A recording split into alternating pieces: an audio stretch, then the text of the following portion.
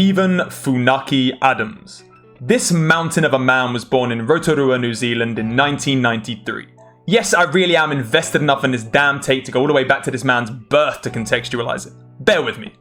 After tragically losing his father to cancer in 2006, he moved right here, to Wellington, New Zealand's amazing capital city and a place that I myself was fortunate enough to spend over 2 years of my life calling home. And let me tell you, a local Kiwi kid making it big in the NBA out of the Wellington basketball scene did not go unrecognised. On the courts of Wellington, New Zealand, in the iconic, intense scrimmages and social leagues that went down at the ASB Sports Centre, we hailed this man and continue to hail this man as a local hero, a legend. This, by the way, is a clip of me hitting a game-winning buzzer beater in that very ASB Sports Centre. This clip adds nothing but dead time to this video, but on the plus side, it does allow me to be a huge narcissist and celebrate my incredibly minor achievements in the sport of basketball, so I'm cool with it. But my real point here is, of all the NBA fans out there, I have a ton of reasons to love Steven Adams, and I really do love Steven Adams. Hey, you see me rocking the jersey. I felt like I couldn't be a hooper in Wellington, New Zealand and not own a Steven Adams jersey. That'd be like working for BuzzFeed and not hating white men. It just wouldn't work. Seriously though, man, this dude is awesome. Steven would come home every off-season and just be the most down-to-earth, chilled dude you could imagine. You might see him one day just strolling down Cuba Street in shorts and sandals like any normal bloke, only insanely huge. You might even see him one evening sinking a few pints with a few of his boys in the same cheap bars us common folk went to. My girlfriend actually once texted me while she was on a night out saying she thought she saw Khal Drogo in one of our favourite local bars called Sassy Loves Cash. It was of course Steven Adams. Easy mistake to make. Sinking a beer in shorts and t-shirt, no VIP area, no celebrity special treatment, just chilling like any average Joe. This guy is special. A great human being, refreshingly down to earth, and a damn solid basketball player too. So yeah, before I get too deep into this, I want to make it 100% clear, I really do love Steven Adams both on and off the court, top bloke all round, cannot stress that enough. However, I find him on the Pelicans confusing. I think it's a bad signing, not a great fit at all, and it makes very little sense in the short term. Here's why. Number one, he's just too slow and floor-bound for my guy Lonzo. I mean, come on, Lonzo's sprint button is basically stuck. Full speed, all game long. For all you 2K players out there, he got that right trigger glued down. His main strengths are pushing the ball up the floor and throwing those sweet dimes. So I think a rim-running, athletic big who can move up and down the floor, catch lobs, and keep up with Lonzo in transition would have been nice. Steve is a beast and offers many useful skills, but none that really help Lonzo on the break. An athletic, springy rim runner like, oh wait, Jackson Hayes might have made more sense? Which leads me nicely to reason number 2. Jackson Hayes. This kid showed some serious promise last season, and damn he's got hops. He seemed to fit well with Lonzo and could have developed massively if allowed to start this season. Plus, solid backup centers nowadays are a dime a dozen, let's be honest. Just pull them off the discount sales rack and plug them in for a few mil a season. So they could have signed someone to back up Hayes for cheap and let Hayes really develop. This signing may hinder that development. Now look, I do get the counter argument for the Pelicans here too. Hayes is young, we want to win now and push for the playoffs, so we just look to upgrade talent-wise. Which, to be fair, they did. But Adams though?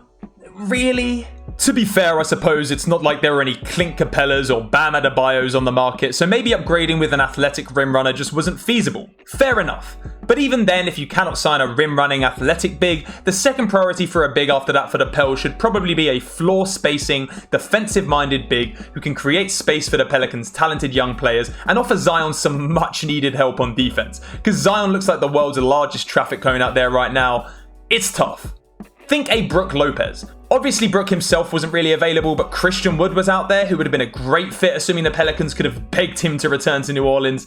Even if they couldn't convince Christian to come back, they still paid Steven Adams more or less exactly what Miles Turner is being paid, a guy who makes a ton of sense on this roster, offers spacing and defense, fits their young timeline perfectly, and is someone the Pacers are actively looking to trade.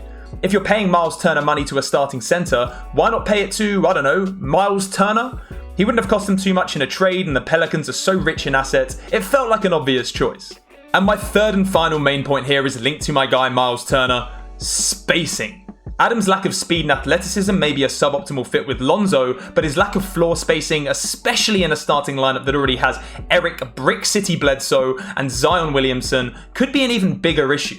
Talented scorers like Brandon Ingram need space to work, to cook defenders, get to the bucket, and get easy looks. Lonzo needs space to drive and kick to open shooters, and most importantly, we've yet to mention the man, the myth, the legend. We have the real star of this show, Mr. Zion Williamson.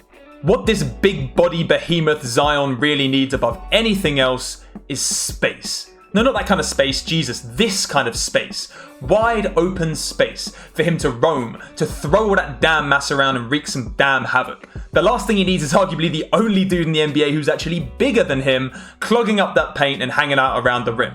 Because I mean, come on, Steven Adams is thick, and that boy takes up a ton of space. They may as well at this point move Zion to the 3, bring Nikola Pekovic out of retirement and onto the roster, and assemble the heaviest and most dysfunctional team in NBA history. Screw it, make that happen, David Griffin, I'm here for it. Also, even guys like Hayes and Capella, who cannot exactly spread the floor from 3, at least offer vertical spacing. Meaning if the opposing center slides over to double team or contest Zion or Ingram, the lob threat from the dunker spot is there for an easy look. Adams offers no spacing in any direction, so Mount Zion is going to be running at some bodies next season. I mean, he'll probably still knock down multiple opponents like bowling pins and get the job done anyway, because he's a preposterous human being with a cornucopia of obscene athletic and genetic gifts, but Stevie Boy isn't exactly going to make life easier for Zion in my opinion. And before I wrap this up, yes, I know Big Steve has some big strengths too. This team is going to be huge. They should snag a ton of boards and be a pretty capable defense. Adams has a wonderful habit of making grown-ass men who are huge elite athletes look like helpless children and effortlessly bullying them out of his way as he snags offensive board after offensive board. This adds value to any team and will add value to the Pelicans. He also sets the meanest screen on planet Earth. Well, it's him or Rudy Gobert. Both of them lay some serious wood. Get your mind out the gutter, come on, both of them set some earth-shattering, brick wall screens that lead to some great pick and roll basketball. But even Adams' strengths in the pick and roll aren't ideal for the Pelicans. Lonzo is more of a transition player and far from elite when it comes to half-court offense at this point. To be an elite pick and roll threat, in my opinion, you need to keep the defense guessing by being a threat to score and pass out of the pick and roll. Lonzo is a threat to pass at a high level, but not really a big threat to pull up and shoot or drive effectively to the hole, which in my opinion limits him as a high-level pick and roll threat. Brandon Ingram can certainly benefit as a scorer from Adams' insane screens, but unless BI takes a big jump as a playmaker, even he is only really a threat to score at a high level out of the pick and roll, and not an elite pick and roll playmaker at this point in his career. It's not like Adams will be running pick and roll up there with a Harden, Doncic, Trae Young type player, so I don't think even some of his greatest strengths will work as well on this roster as they could on others. So it basically feels to me like there was a better guy out there for the Pelicans and a better team out there for Adams.